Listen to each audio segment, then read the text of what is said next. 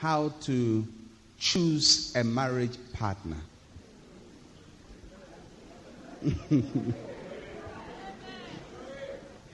And we need to know how to make the right choices.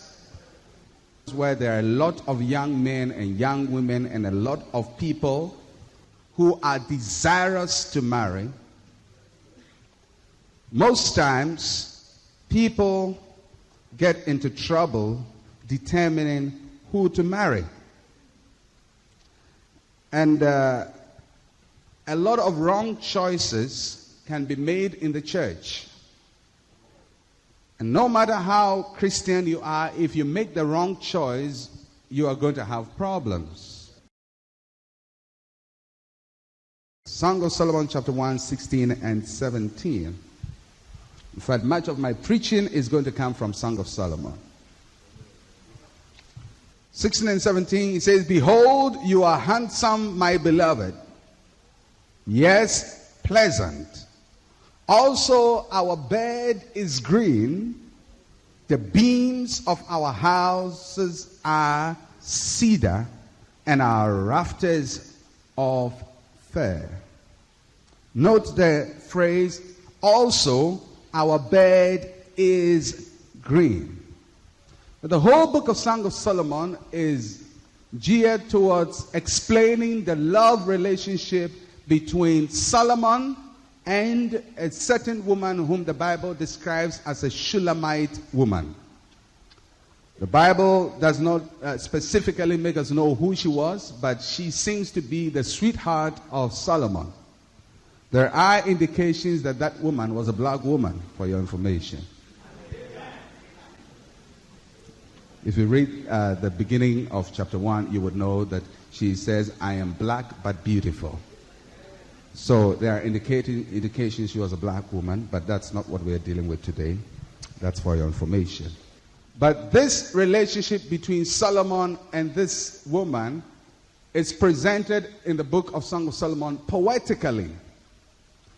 Now, if you have a normal King James version, the whole book is written throughout as speech coming from one person.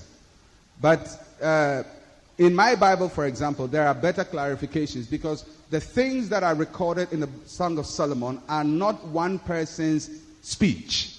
There are answers and response. Sometimes it's Solomon speaking, sometimes it's a Shulamite woman, sometimes it's the daughters of Jerusalem speaking, and sometimes it's the brothers of the Shulamite woman who are speaking.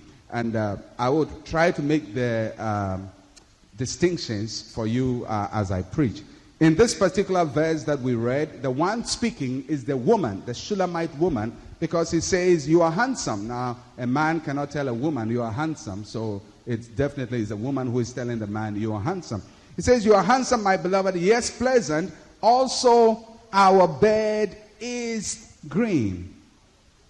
At the beginning of the relationship between Solomon and this woman, this is one of the points that is made concerning the relationship between Solomon and the beloved.